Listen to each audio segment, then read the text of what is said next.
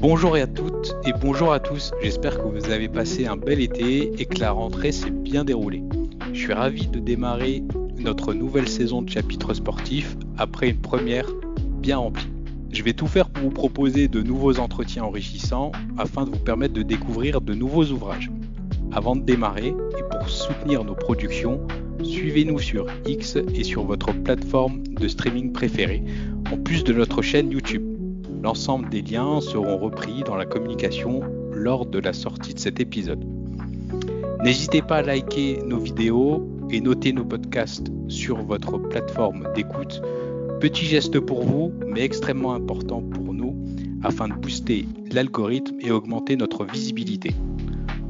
Aujourd'hui, j'ai la chance d'échanger avec l'auteur du livre Nadal, le guerrier ultime, dont la réédition a été publiée en mai dernier. Guillaume, merci d'avoir répondu favorablement à ma sollicitation. Comment vas-tu ? Très bien, très bien. Merci à toi pour l'invitation. Et écoute, c'est un plaisir pour moi de partager, de participer à ton émission, à la première en plus de cette deuxième saison, si j'ai bien compris. Tout à fait. La première saison, on avait commencé avec une grosse balle orange. Et là, pour la seconde, on reste sur la balle, mais plus petite et jaune cette fois-ci. Donc, est-ce que tu peux, s'il te plaît, dans un premier temps, te présenter sommairement à celles et ceux qui vont écouter ce numéro ? Je peux, oui, tout à fait. Donc, je m'appelle Guillaume Laniel. Moi, je suis journaliste sportif depuis désormais 19 ans. Ça commence à faire. En 2006, j'ai commencé en radio et depuis, on va dire, un petit peu plus de 10 ans, je collabore avec différentes chaînes de télévision, parmi lesquelles Eurosport, L'Équipe, Canal+, Prime Video, DAZN plus récemment. Donc, je suis à la fois commentateur sportif, reporter. Je participe à des émissions également. Et puis, en parallèle de mes activités, j'ai entrepris, et c'est ce qui nous intéresse particulièrement aujourd'hui, l'écriture de cet ouvrage consacré à celui, sans doute, aux sportifs qui, je pense, grosso modo, de mes 20 à mes 40 ans, m'a fait le plus vibrer. Je parle évidemment de l'ouvrage dont il va être question aujourd'hui. Très bien. Et avant de s'attarder à ton œuvre, est-ce que tu peux nous présenter ton rapport à la lecture de la jeunesse à aujourd'hui et savoir si c'est quelque chose qui t'a accompagné depuis tout petit ou si c'est quelque chose qui est venu plus sur le tard? Ouais, mon papa était un grand lecteur, donc il adorait le sport. Il m'a transmis cette passion. Il était un grand lecteur. Il m'a aussi un petit peu transmis cette passion. J'étais un lecteur assidu de notre quotidien sportif préféré, L'Équipe.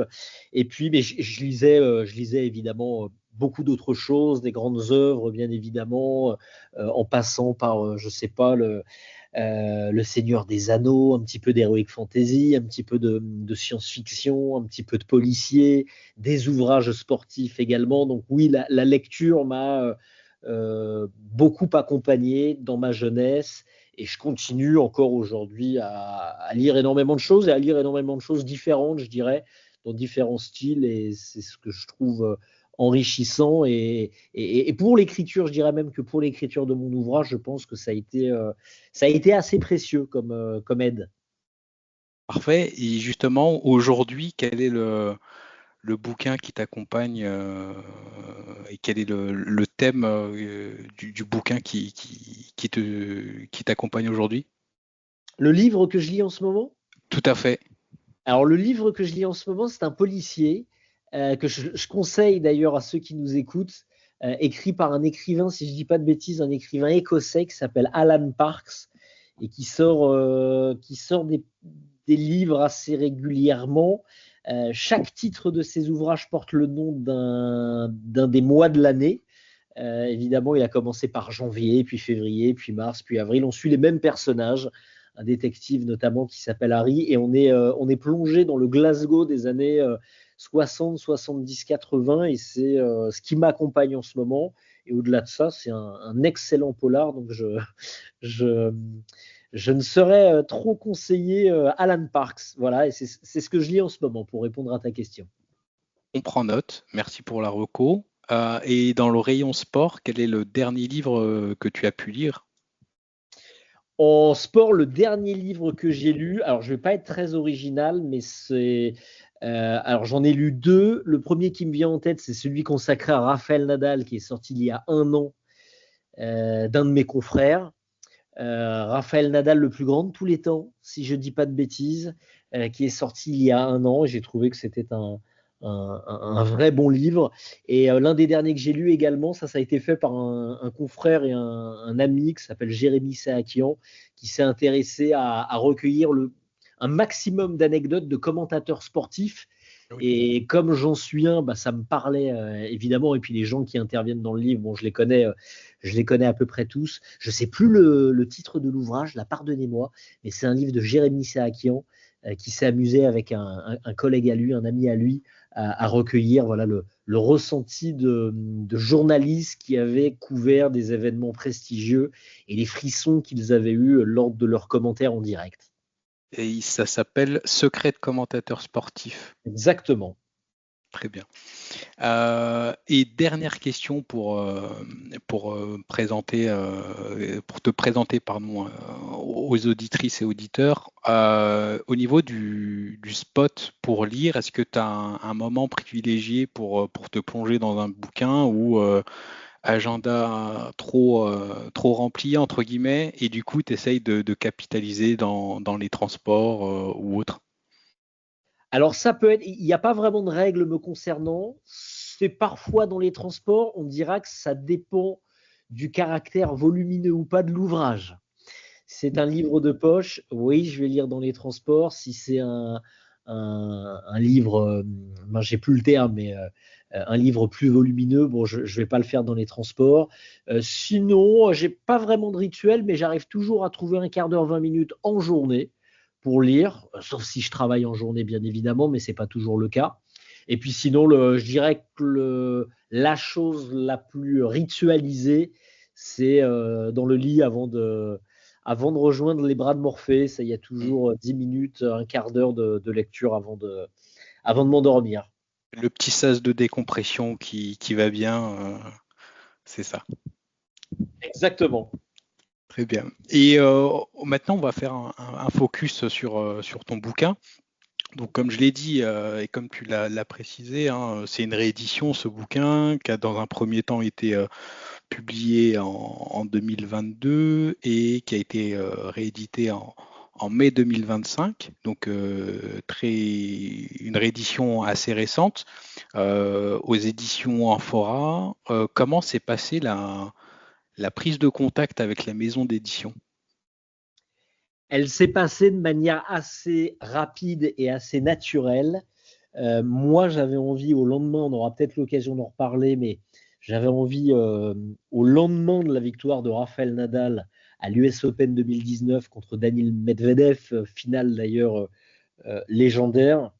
J'ai eu une envie soudaine d'écrire un ouvrage sur ce drôle de personnage, Rafael Nadal en l'occurrence. Donc j'ai commencé à prendre une feuille de papier, à noter des choses ça et là, à réfléchir à des interlocuteurs que je pouvais avoir pour nourrir mon propos. Et très vite parce qu'on me l'a conseillé, je me suis dirigé vers des maisons d'édition. Et le contact avec Amphora a été vraiment très rapide, puisque je suis tombé sur un directeur, Renaud Dubois, pour ne pas le nommer, qui est un fan absolu de Rafael Nadal et qui avait le souhait depuis pas mal de temps désormais de sortir un livre consacré à la carrière de l'Espagnol. Donc on va dire que ma proposition est arrivée au bon moment. Et effectivement, ça a été très rapide. On s'est rencontrés. Il était séduit par le projet. Et voilà, après, on a déterminé évidemment un axe de chantier et puis surtout une deadline, hein, entre guillemets, pour rendre un manuscrit définitif.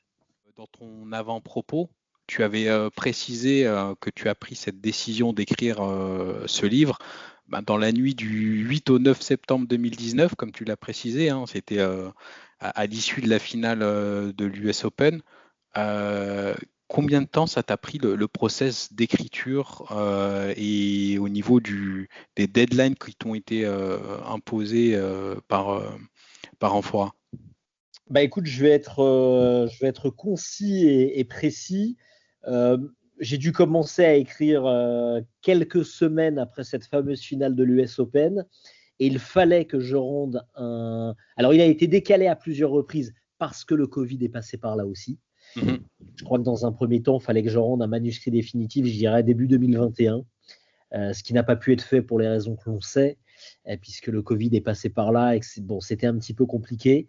Au final, je me rappelle qu'on s'est mis d'accord sur un rendu définitif le 31 mai 2022, ce qui est quand même quasiment 3 ans après mon souhait d'écrire cet ouvrage. Donc, tu fais les comptes, hein, je me suis quasiment pas arrêté. Je dirais que le processus d'écriture, grosso modo, il a duré 2 ans et demi. Alors, j'écrivais pas tous les jours, bien évidemment, parce que je travaille par ailleurs, mais de manière régulière, j'ai écrit.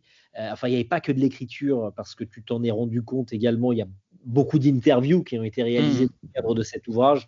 Donc, je ne peux pas parler que d'un processus d'écriture, mais le travail lié à l'écriture de cet ouvrage a duré, grosso modo, à quelques mois, près de 2 ans et demi. Et comment on arrive à allier un métier entre guillemets alimentaire et la rédaction d'un ouvrage qui nous tient à cœur en parallèle? Ah bah Beaucoup de nuits blanches, beaucoup oui, de... oui, oui, oui, complètement, je te le confirme. Les 2 derniers mois, je pense que ma moyenne d'horaire de coucher devait être vraiment très tardive, parce que alors là, c'est très personnel. Peut-être que je réponds à une question que tu allais me poser, mais c'est vrai que j'aimais bien écrire le soir, lorsque le silence s'installe, donc pas avant 23h, 23h30. Et je sais que les 2 derniers mois, lorsque c'était vraiment, vous savez, c'est la dernière ligne droite pour finir votre ouvrage, je sais que je me couchais vraiment très très tard. Non, bah ça a été parfois compliqué, hein, pour répondre à ta question initiale. Oui, avec une activité par ailleurs, bah voilà, tu travailles la journée, et puis bah, le soir, tu t'y mets 1 heure, 2 heures, 3 heures. Puis bon, il y a des soirs, bah, tu t'y mets pas parce que tu as un petit peu moins d'énergie. On reste évidemment des humains, mais oui, ça occasionne évidemment des semaines assez chargées. Après, je peux pas dire que pendant 2 ans et demi, j'ai travaillé sur mon livre 3 heures par jour. Non, ça aurait été infaisable, hein. Logique. Et du coup, aussi sur le bouquin, l'aspect iconographique, c'est Corinne Dubreuil qui nous gratifie de ses clichés, qui avait déjà aussi publié auprès d'Amphora un grand bouquin photo sur Rafa. C'est toi qui allais la chercher ou c'est une proposition comment ça s'appelle, de la maison d'édition de vous mettre en relation sur ce projet? Non, c'est moi qui ai eu l'idée. Alors, ouais, un moment, je me suis dit que écrire un livre classique, donc sans photo, avec que de l'écriture, je sais pas. Je trouvais qu'il y avait comme un goût d'inachevé quand on sait à quel point Raphaël Nadal en photo évoque bien des choses. Il est quand même, je trouve que c'est un sportif extrêmement photogénique, et je pense que mon livre ne le contredit pas.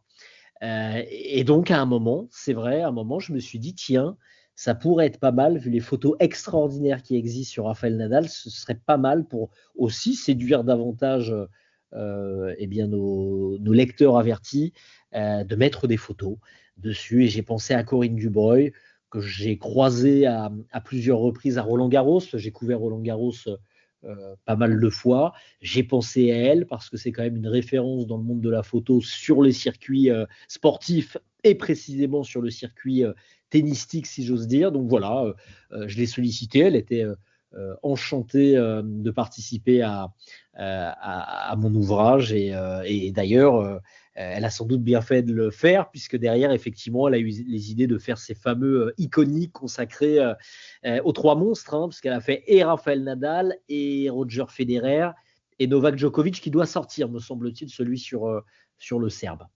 Tout à fait. J'ai eu la chance de dédier un épisode à ces deux premiers iconiques, comme tu le dis, et normalement il y a le troisième qui va nous être livré au courant de fin d'année. Je crois, j'avais vu passer la date. Je crois qu'on est sur une fin d'année pour la livraison sur Joko. Au niveau de comment ça s'appelle du bouquin, que ça soit dans la vie de tous les jours ou au niveau des sportifs, il y a une part d'aléatoire dans notre trajectoire. Et on sait que justement cette trajectoire dans notre carrière, elle est due à des rencontres. Dans ton bouquin, il y a 3 personnes qui, à mon sens, ont une importance extrêmement importante dans le cheminement de Rafael Nadal. Son oncle Tony, Geoffrey Porta et Carlos Moya, qui ont été à des périodes différentes ses coachs. Est-ce que tu peux nous en toucher quelques mots sur chacun de ces personnages? Qu'est-ce que ça a pu apporter à la carrière de Rafa? Et si j'ai oublié des personnes dans les 3 que j'ai cités, nous compléter cette liste. Bah, tu as cité effectivement 3 personnes qui ont une importance, tu l'as souligné, primordiale dans la carrière de Rafael Nadal. Effectivement, Geoffrey Porta, moi je le voulais absolument parce que c'est celui vraiment qui a eu entre ses mains, si j'ose dire, Rafael Nadal, mais tout petit. Donc j'étais extrêmement content de récupérer son contact et puis de voir, de constater qu'il réponde favorablement à ma demande. Il apparaît assez vite dans l'ouvrage, hein. Il parle d'un Rafael Nadal qui était très étonnant pour son âge, qui avait déjà cette rage de vaincre, hein, qu'on lui connaîtra toute sa carrière. On a fait l'interview en espagnol avec une traductrice qui était à mes côtés. C'était vraiment un honneur de la voir. Tony Nadal, que dire de plus sur Tony Nadal qui n'a pas été dit? Un deuxième père, sans doute pour Rafael Nadal, quelqu'un qui l'a suivi pendant de longues années avant de tirer sa révérence, si je ne dis pas de bêtises, en 2017. Oui, c'est un deuxième père, c'est-à-dire que c'est Julien Reboulet, journaliste à l'équipe, qui le dit très bien dans mon ouvrage, hein. À un moment, la famille, le père et la mère de Rafael Nadal ont presque confié l'éducation de leur enfant à Tony. Donc effectivement, il y a un lien qui est extrêmement fort entre Tony Nadal et le champion espagnol, et c'est quelqu'un de réfléchi, c'est quelqu'un qui était très certainement, on peut même le dire, on peut enlever le très certainement, mais qui était d'une grande exigence, mais il le fallait sans doute pour permettre à Rafael Nadal de s'autoriser une carrière aussi incroyable. Carlos Moya est resté moins longtemps, je ne l'ai pas eu, pour la petite histoire et pour être franc, dans le cadre de mon ouvrage, parce que c'est vrai qu'il apparaît les 5 dernières années, on va dire, et il y en a 2, bon, 2023-2024, elles sont quand même un petit peu moins abouties en ce qui concerne les résultats sportifs de Rafael Nadal. Mais le lien, il est marrant parce que Carlos Moya, évidemment, avait gagné Roland-Garros, on s'en souvient, en 1998. C'est quelqu'un qui avait aussi qui a une solide expérience, qui a une sympathie naturelle. Mais c'est quelqu'un que je n'ai pas rencontré, que j'avais sollicité, mais que je n'ai pas rencontré pour l'écriture de mon livre. Et belle transition tu me facilites la tâche pour les questions. Comme tu avais précisé il y a quelques minutes, ton livre, c'est un mix entre ta prose et de la retranscription d'échanges. Comment tu t'y es pris pour identifier les personnes que tu pouvais interroger dans cet ouvrage? Et est-ce qu'il y a eu des difficultés, justement, comme tu viens de le dire avec Carlos Moya, où c'était un peu compliqué pour l'avoir? Est-ce qu'il y a eu des personnes qui étaient moins accessibles que d'autres ou plus accessibles que d'autres en fonction de quel côté on prend la question? Ouais, alors j'ai eu entre guillemets des facilités de par mon costume de journaliste sportif, ayant couvert qui plus est à plusieurs reprises Roland-Garros, voire d'autres tournois, la Coupe Davis, le Rolex Paris Masters. Je connaissais pas mal de gens dans la planète tennis. Et c'est vrai que je me souviens au lendemain de la finale, donc de cette fameuse finale de l'US Open remportée par Rafael Nadal, très vite sur une feuille, je couche les noms des gens que je veux avoir. Et on a la chance, il faut le dire aussi, en France, hein, si vous écoutez les anciens joueurs, enfin ce que l'on appelle dans le jargon journalistique les consultants, qui interviennent sur Eurosport, par exemple, qui détient les droits de Grand Chelem et de l'ensemble des Masters 1000, bref, des spécialistes tennis. Je trouve qu'on a la chance quand même d'avoir un vivier de consultants de grande qualité. Je vais en oublier, mais Jean-Paul Lotte, Justine Hénin, Arnaud Di Pasquale, Arnaud Clément, Georges Goven. Je ne peux pas tous les citer, évidemment, mais donc très vite, j'avais beaucoup d'idées.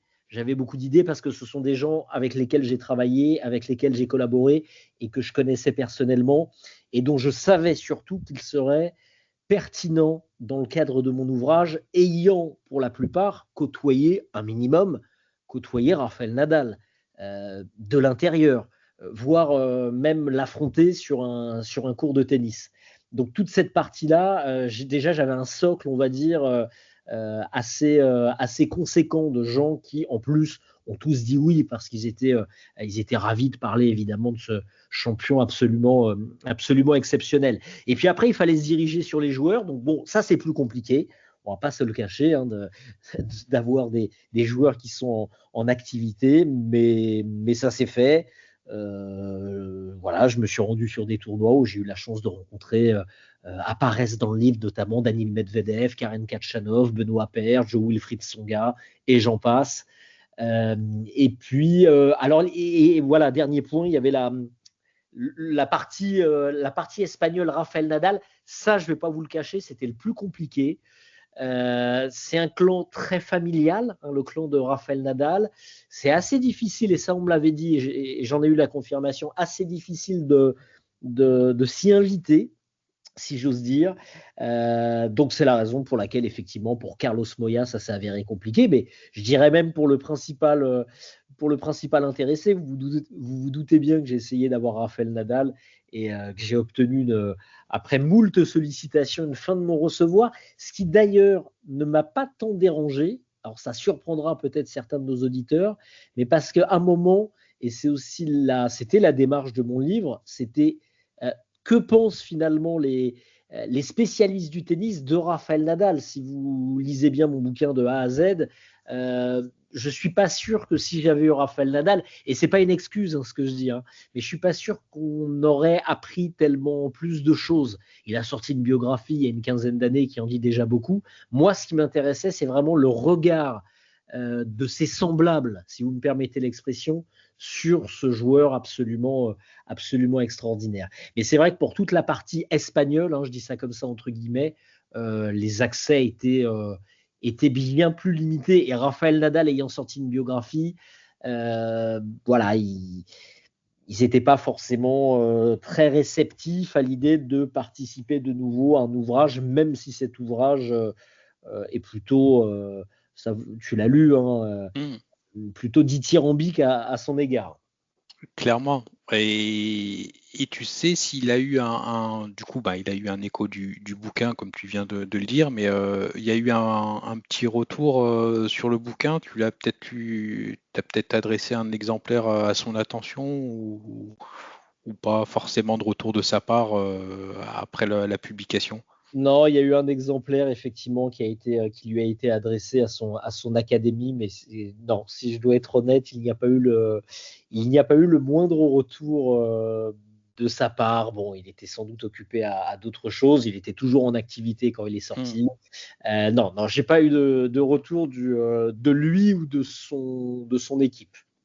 Et au niveau des interviews, vu que tu avais fait une petite shortlist de personnages, enfin de personnes, pardon, à contacter, est-ce qu'il y a une personne que tu n'as pas réussi à voir et tu te dis vraiment cette personne, je l'ai pas en travers de la gorge, mais j'aurais vraiment aimé échanger avec elle pour pouvoir écrire quelques lignes supplémentaires sur le bouquin. Je dirais Roger Federer, hein, mais il faut se lever tôt pour la voir. Là, ouais, j'imagine que là, ça doit Ouais, je être. dirais Roger Federer. Bah, quand on pense à Rafael Nadal, nous vient assez vite en tête le nom du Suisse. Donc oui, il a été sollicité par mes soins. Puis il faut dire les choses franchement, à un moment où vous vous rendez compte que bon bah ça ne se fera pas et il faut passer à autre chose et c'est pas gravissime. Vous pouvez, hein, et ça se fait dans les livres, retranscrire des propos de Roger Federer en citant bien effectivement dans la bibliographie d'où ça provient, ça c'est la moindre des choses. Mais oui, j'aurais bien aimé avoir Roger Federer.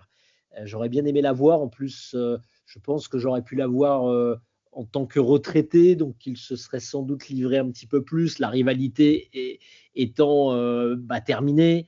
Oui, c'était son meilleur ennemi, donc je pense qu'il aurait eu des choses intéressantes à me dire sur leur rivalité qui fut si particulière pendant quasiment 20 ans. Et sans, entre guillemets, si tu devais retenir un échange qui t'a marqué plus que les autres dans tous ceux que tu as réalisés, encore une fois, il y en a énormément et à chaque chapitre, on apprend de nouvelles choses et comme tu le soulignais, hein, c'est l'œil des personnes qui l'ont côtoyé au plus près, qui se livrent et donc ce prisme-là, il est vraiment intéressant. Donc l'échange qui t'a le plus marqué et qui t'a mis la plus grosse claque en te disant ah ouais là j'ai appris quelque chose que je doutais pas du tout là-dessus. C'est difficile comme question parce qu'il y a beaucoup de choses qu'on m'a dit qui m'ont effectivement interpellé. Écoute, là, je pense à un truc. C'est d'ailleurs une des dernières interviews que j'ai faites. C'est celle de Thierry Champion, ancien tennisman évidemment professionnel, qui avait brillé notamment, on s'en souvient, à Roland Garros.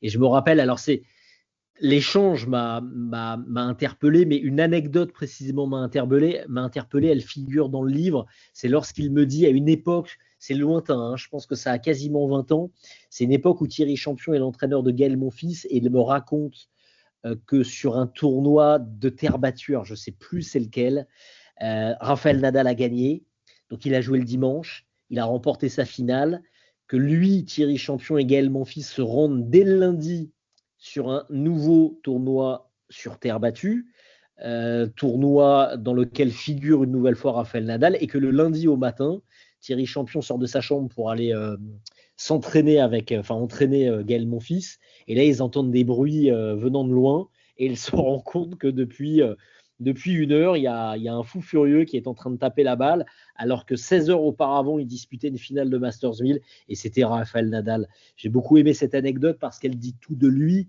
un acharné de travail.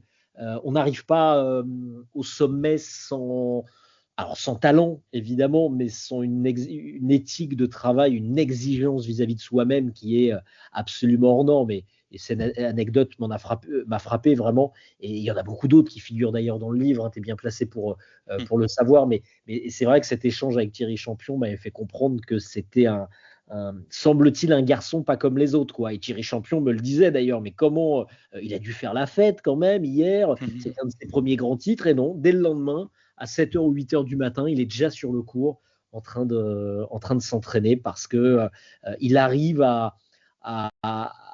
il arrive sans doute à savourer un titre, mais de manière presque furtive et à se reconcentrer très rapidement sur l'objectif à suivre. Ça, c'est sans doute quelque chose qui est très caractéristique chez lui et très caractéristique sans doute chez les grands champions. Ouais, leur capacité à faire reset dès qu'ils Ouais. ont, c'est assez marquant. Ouais, C'est tout assez à fait. Ouais. Et dans un des chapitres, justement, tu mets en exergue une particularité qui est assez troublante. C'est on a l'impression qu'il y a un dédoublement de personnalité entre le Rafa hors cours et le Rafa dès qu'il s'approche d'un cours.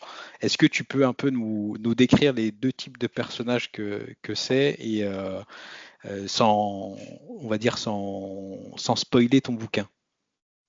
Bah, c'est le jour et la nuit, hein. Nous, on a l'image d'un Rafael Nadal, toréador, gladiateur, qui j'aime bien cette expression. Je ne sais plus qui l'utilise dans l'ouvrage. Je crois que c'est Émilie Lois, l'ancienne joueuse professionnelle. Voilà Nadal avec son bandana.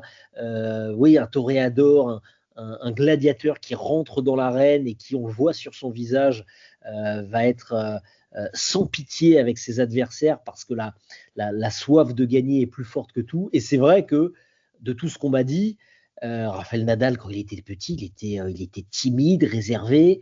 On en parle dans le livre, il a des craintes et des peurs qui sont effectivement troublantes quand on voit à quoi il ressemblait ce qu'il dégageait plus précisément sur un cours de tennis. Donc je le dis moi-même, je l'écris.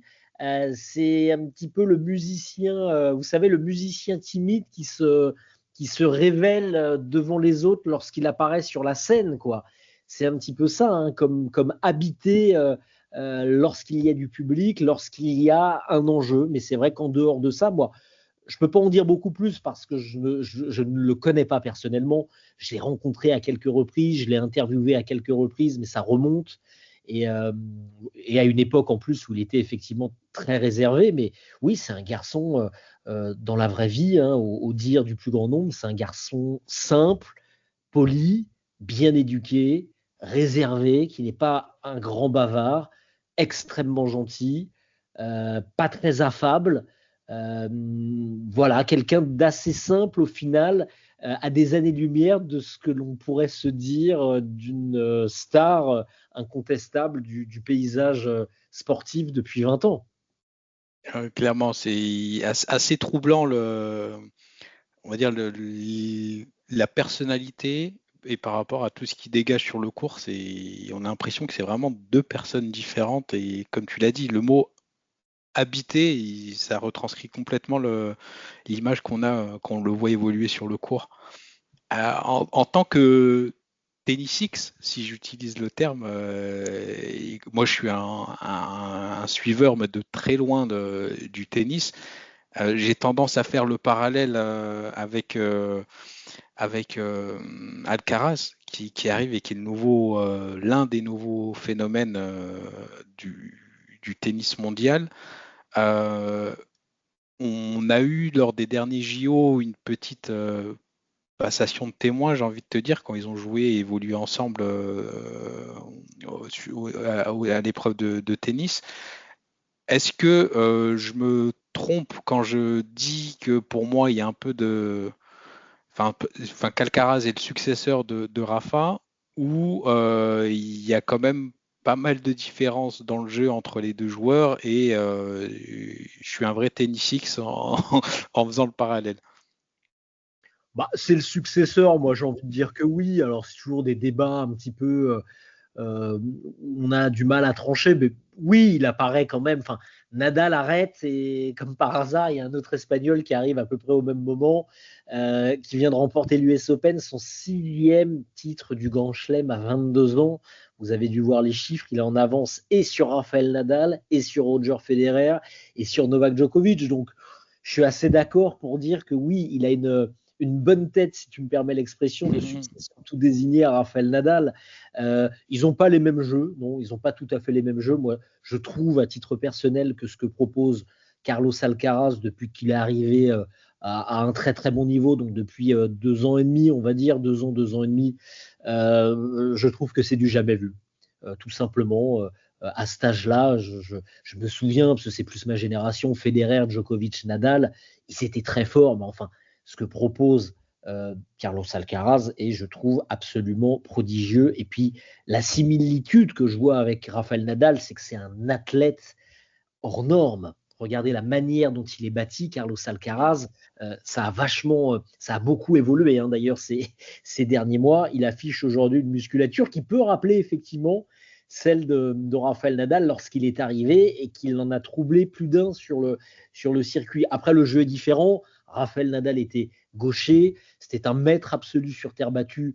Carlos Alcaraz a déjà remporté 2 fois Roland-Garros, donc c'est un spécialiste sur terre aussi. Je ne suis pas sûr qu'il en remporte 14, mais enfin, il a quand même des vrais arguments à faire valoir sur cette surface. Mais ouais, le passage de témoin, ça doit réjouir évidemment le peuple espagnol, parce que là, vous imaginez qu'on est à 28 titres du Grand Chelem si on cumule ces 2 champions depuis 2005. En 20 ans, il y a 28 titres du Grand Chelem pour Nadal et Alcaraz. Et je pense, sans me tromper, que Carlos Alcaraz ne va pas s'arrêter à 6, voire même peut viser les 20 qu'a fait Roger Federer, Rafael Nadal et Novak Djokovic. Donc, je ne sais plus, excuse-moi ta question initiale, mais ce ne sont pas les mêmes joueurs, ce ne sont sans doute pas les mêmes tempéraments, ce n'est pas la même génération. Ils ont 17 ans d'écart, si je ne m'abuse. Mais la transition, elle est idéale. C'est vrai il y a quelque chose d'assez remarquable et d'assez touchant là-dedans, de par notamment leur participation en double ensemble à Paris lors de la compétition en tennis. Ouais. Et autre point commun qu'on peut mettre aussi en exergue, c'est leur ressource mentale. La dernière finale de Roland-Garros d'Alcaraz, ça fait un peu un prolongement à la finale qui t'a donné envie de prendre la plume, non? Oui, tout à fait, complètement, tu as raison. Tu as raison, parce que moi, et j'en reviens à cette fameuse nuit, je crois que c'est du 8 au 9 septembre 2019, c'est qu'en fait, je me suis dit, il y a quelque chose d'assez inexplicable chez ce garçon, un refus du renoncement que j'ai rarement vu chez d'autres. Et effectivement, en écrivant mon ouvrage, je me suis rendu compte que ça concernait Rafael Nadal, mais je dirais que c'est peut-être une des facettes aussi de la mentalité espagnole, avec une soif d'apprendre, une soif de travailler sans cesse. Je crois que c'est j'ai oublié son nom, une personne qui a collaboré avec Grigor Dimitrov, qui intervient dans mon livre, Sébastien Durand, qui me parle de ça, qui me dit qu'à ses passages en Espagne, à chaque fois, il est bluffé sur les petites têtes blondes qui ne rechignent pas au travail, quoi. On travaille. Je suis pas en train de dire que les Français ne travaillent pas, je suis pas en train de dire ça, mais peut-être, je suis pas le mieux placé pour le dire, mais peut-être qu'en Espagne, effectivement, on a une éthique de travail qui est plus élevée, plus d'attente. Et ça, c'est pas anodin quand même qu'en 25 ans, on ait eu Carlos Moya, Juan Carlos Ferrero, Albert Costa, Rafael Nadal, Carlos Alcaraz. Je ne viens de citer que des gens qui ont gagné des tournois du Grand Chelem. On n'a pas de Français, malheureusement, qui ont gagné un tournoi du Grand Chelem, sauf les femmes avec Marion Bartoli, Amélie Mauresmo et Marie Pierce.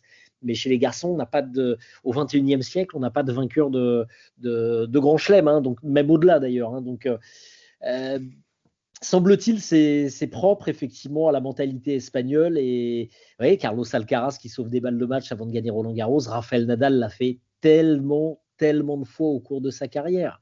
C'est fou. Rappelez-vous de la finale de l'Open d'Australie 2022 où il est mené 2-7-0, break en sa défaveur, et il arrive à renverser la situation contre Daniil Medvedev. C'est d'ailleurs, je trouve, le match qui représente le mieux sans doute sa carrière, quoi. Encore une fois, ce refus du renoncement. Et on a toujours eu la sensation chez ce garçon que même mené 0-6, 0-6, 0-5, 0-40, il se battra sur le prochain échange comme s'il s'agissait du premier point, quoi. Et ça, c'est effectivement très, très impressionnant à voir, très marquant.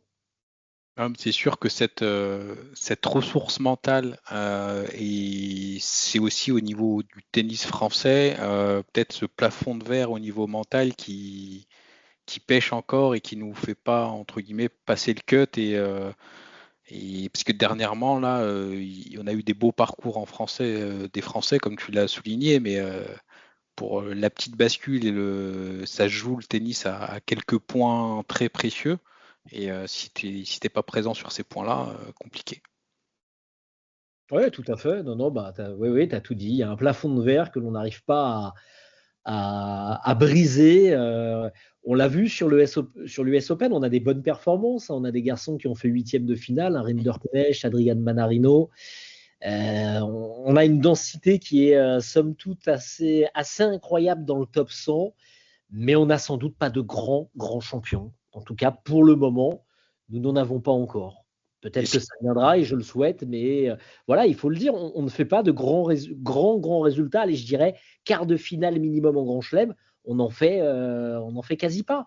On va faire des troisièmes tours, des huitièmes de finale. On aura toujours un Français qui va faire une grosse performance à un moment dans un tournoi, mais on n'a pas des parcours comme l'avait fait Joe Wilfried Tsonga, comme l'a fait Gaël Monfils à Roland-Garros, comme l'a fait Richard Gasquet à Wimbledon, Gilles Simon, me semble-t-il, à l'Open d'Australie. On n'a plus ça si on regarde les dernières années, en dépit d'une densité qui est, c'est vrai, très positive. Comme tu le soulignes aussi, en jeune, et c'est là où c'est encore plus frustrant, c'est qu'en jeune, ils arrivent à avoir des résultats probants, mais quand on passe dans le monde, entre guillemets, enfin senior, ça pêche. Au niveau du bouquin, est-ce que, vu que c'est un personnage qui est international, des traductions du bouquin, ça a été envisagé avec l'éditeur ou pas quelque chose d'envisageable? Ça n'a pas été pour répondre à ta question, ça n'a pas été envisagé pour le moment, mais c'est envisageable à l'avenir. Voilà. Ok, très bien. Et du coup, toi, au niveau de tes futurs projets, est-ce que et où on peut te retrouver? Donc, comme tu l'as dit, hein, tu officies sur plusieurs chaînes. Est-ce que tu peux nous redire où on peut te retrouver, sur quelle discipline aussi? Et ne pas hésiter aussi à faire, entre guillemets, la minute promo sur tes réseaux sociaux et autres. Tu as la parole. Ouais, bah c'est gentil. Bah vous pouvez me retrouver. Alors, je suis pas un grand utilisateur des réseaux sociaux, mais j'ai un compte Twitter, j'ai Laniel, j'ai un compte Instagram également, Guillaume Laniel, où je parle un petit peu de mon ouvrage. Et effectivement, vous pouvez me retrouver sur différentes chaînes. Je l'ai cité tout à l'heure. Eurosport, bah, avec qui j'ai collaboré sur l'US Open il y a quelques jours, parce que je commande du tennis sur Eurosport, principalement les deux grands chelems qu'ils ont, hein, US Open, Open d'Australie, et puis de temps en temps des Masters 1000. Je fais du tennis également sur l'équipe, qui propose quelques tournois ATP 250 et des challengers également. Donc il y a une belle offre également sur l'équipe. Et puis je fais pas mal de foot, du foot français, du foot italien, notamment sur DAZN qui vient de récupérer les droits de la Serie A, sur l'équipe également qui détient les matchs internationaux. Bah, c'était d'ailleurs l'actualité, c'est l'actualité en ce moment avec la trêve internationale. Je collabore également du côté de Canal+ pour les matchs de Ligue des Champions et de Ligue Europa, et pour de la présentation d'émissions également sur Infosport+, qui est une chaîne du groupe Canal+. Voilà, et puis je collabore également avec diverses écoles de journalistes en qualité de responsable pédagogique, et ça, c'est aussi un grand plaisir de transmettre aux futures générations. Voilà un petit peu. Programme bien chargé. Et est-ce que y a un autre sportif qui, on va dire, qui peut titiller ton envie de reprendre la plume? Et est-ce que c'est dans tes projets à court, moyen ou long terme? Pour être franc, j'essaye de trouver une idée. En plus, mon ouvrage a vraiment bien marché, donc ça fait plaisir. Ça veut dire qu'il y a un public qui était là, donc on a envie de s'y remettre. Et puis, au-delà du fait que beaucoup de livres se sont vendus, j'ai aimé aussi le processus d'écriture. Je trouve que c'est super. Enfin voilà, moi ça m'a passionné, même si voilà les derniers mois ont été difficiles pour ne pas le cacher. Mais alors c'est difficile pour moi, c'est une très bonne question, hein, et c'est difficile parce que j'ai vraiment mon premier ouvrage est consacré à un joueur qui m'a procuré mes plus grandes émotions en tant que spectateur et téléspectateur, quoi. Enfin, ces dernières années, je me levais dans la nuit pour voir un premier tour de Rafael Nadal à Cincinnati. Donc c'est dur, vous voyez, de trouver un équivalent. Et d'ailleurs, même sur la planète tennis, aujourd'hui, j'ai plus vraiment de chouchou. Si je devais citer un sportif, alors c'est assez rigolo parce que je l'ai longtemps à détester, j'allais dire, le terme est un petit peu fort, mais c'est Novak Djokovic. Je trouve que c'est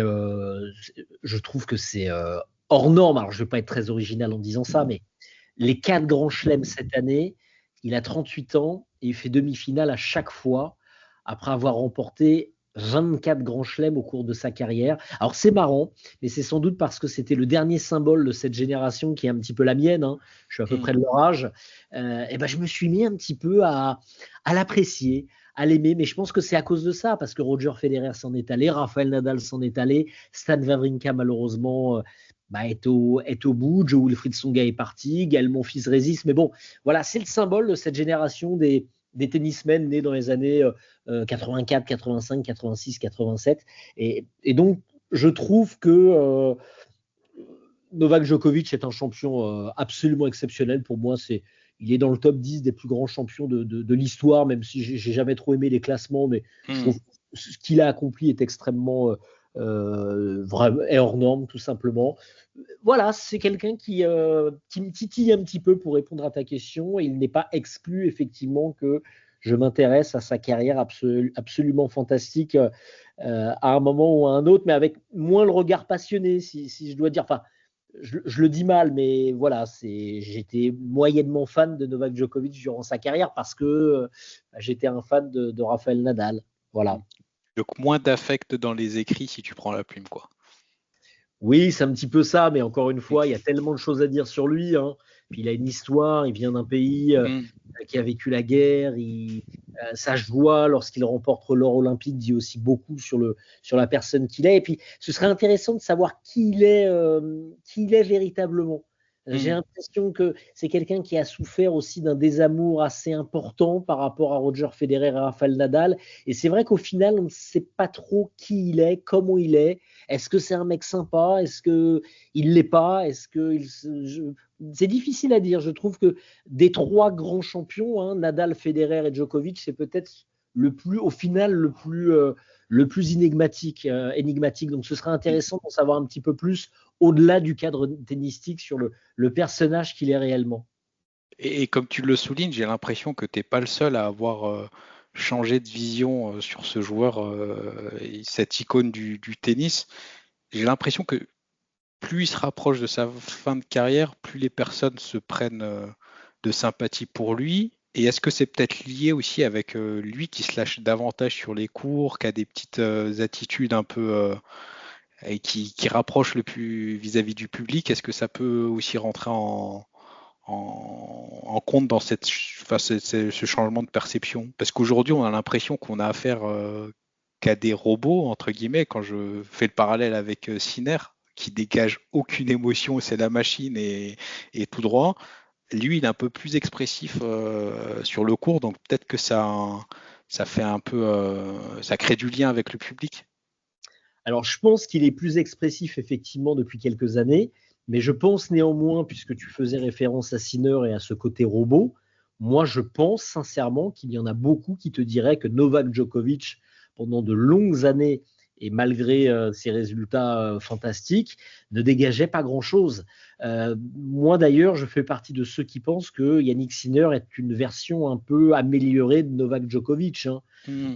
Très près de sa ligne, quelqu'un qui arrive à maîtriser le rythme d'une rencontre, qui tactiquement a toujours la réponse, voilà, qui dégage peut-être effectivement moins de charisme qu'un Nadal ou qu'un Federer, mais qui reste un champion absolument remarquable. La chose qui est à dire sans doute sur Novak Djokovic, c'est qu'il a tout fait. Il a tout accompli. Il a gagné 24 grands chelems, il est le numéro 1. Il a été numéro 1 mondial pendant, je ne sais plus, quasiment 400 semaines, je crois, ce qui aurait été impensable il y a 15-20 ans. Il a gagné tous les Masters 1000, il a gagné le Masters, il a gagné l'or olympique l'été dernier. Le jeu est terminé, si j'ose dire. Donc il y a chez lui, à mon avis, une forme de légèreté qui fait qu'effectivement, il se lâche un petit peu plus. Ça ne l'empêche pas, il s'est fait siffler à l'US Open il n'y a pas très longtemps. D'ailleurs, ça, j'ai toujours du mal avec ça, lors de son match contre l'Américain Taylor Fritz, qui forcément a les faveurs du public. Mais moi, je dirais qu'il dégage plus de sympathie parce qu'il évoque, encore une fois, je vais me répéter, mais parce qu'il est le dernier représentant d'une génération qui a été si exceptionnel. Il n'y a plus Murray, il n'y a plus Nadal, il n'y a plus Federer. Et ben forcément, le dernier représentant, même si on n'était pas fan au début, on a envie de le supporter parce que puis on aime bien les vieux champions, les vieux lions qui continuent de rugir face aux jeunes champions en devenir. Donc voilà, c'est certainement pour cette raison, je dis ça parce que c'est la mienne, qu'on a un petit peu plus d'affection pour Novak Djokovic. Mais je dirais que pendant 15 ans, il faisait moins lever les foules, effectivement, que Rafa ou que Roger Federer, hein, sans doute. Ok, maintenant on va passer aux questions rituelles de notre podcast. Est-ce que tu pourrais nous recommander 3 livres de sport, s'il te plaît? Alors, 3 livres de sport, je dirais la bio officielle de Rafael Nadal qui est sortie il y a une quinzaine d'années, écrit par John Carlin, si je ne dis pas de bêtises, où Rafael Nadal se livre énormément, même si la biographie est sortie il y a longtemps. Donc, je dirais que pour tout connaître sur Rafael Nadal, il faut acheter mon ouvrage et la biographie qu'il avait sortie en compagnie de John Carlin. L'autre livre qui me vient, c'est celui que je citais, moi, que j'ai beaucoup aimé, de mon confrère Jérémy Saakian. Ça, c'est un peu l'envers du décor. Alors, je sors effectivement de l'histoire des grands champions ou d'une biographie, mais je trouve que c'est un bouquin remarquable sur les souvenirs des commentateurs sportifs. Ça, je trouve que c'est absolument extraordinaire. Et puis, le dernier qui me vient, c'est le livre de Jean-Philippe Lustig sur la boxe, le plus grand livre de boxe de tous les temps. Je crois que ça s'appelle comme ça. C'est un bouquin remarquable avec des souvenirs de boxe. J'ai beaucoup commenté de la boxe également dans ma carrière journalistique. C'est un sport qui est formidable avec des grands champions, des parcours de vie absolument stupéfiants, hein. Mike Tyson, Evander Holyfield, Manny Pacquiao et j'en passe. Un super bouquin. Je t'avoue que le titre m'échappe. C'est un très très grand format avec magnifiquement illustré. Écrit par un journaliste, par un confrère qui a commenté certains des plus grands combats de l'histoire. Voilà, Jean-Philippe Lustig, c'est sorti il y a quelques années maintenant. Je crois que ça s'appelle Le plus grand livre de boxe ou quelque chose comme ça. Ouais, le grand livre de la boxe, ouais, c'est ça. Qui est à peu près dans le même format que l'équipe de Trash Talk qui avait fait le plus grand livre du basket. On est à peu près dans le même délire. Donc parfait, très bien. Merci pour ces recos. Et maintenant, la dernière question, c'est quelle personne tu souhaiterais entendre de l'autre côté du micro et qui puisse réaliser le même exercice que tu viens de faire? Alors, c'est-à-dire, excuse-moi. Quel auteur t'aimerais voir au micro de Chapitre Sportif venir présenter son œuvre? J'allais dire Corinne, mais je crois que tu l'as déjà interviewée. Tout à fait. On l'a fait. Si je dis pas de bêtises, vous l'avez fait. Mon confrère j'aimerais entendre mon confrère qui a sorti un ouvrage sur Rafael Nadal il y a un an et demi. Rafael Nadal, le plus grand de tous les temps. Je suis désolé, j'ai un trou de mémoire sur l'identité de ce journaliste que j'ai côtoyé, que je connais pas personnellement, mais que j'ai côtoyé à de nombreuses reprises à Roland-Garros. Mais ouais, ce serait intéressant d'avoir son sentiment et sur son processus d'écriture. Ok, c'est Fabrice Abgral. Et oui, c'est ça. Voilà, et on va on va tenter notre chance après avoir lu le bouquin. En tout cas, merci beaucoup Guillaume pour les anecdotes que tu nous as livrées, le temps que tu nous as accordé. Et puis, on te souhaite encore de très bons moments sportifs à nous faire vivre. Donc, merci encore pour cet échange très riche et très plaisant. Eh bien, plaisir partagé. C'était un immense plaisir d'échanger avec toi et longue vie à ce podcast passionnant et ça a été très plaisant pour moi de converser avec toi et avec ceux qui nous écoutent évidemment.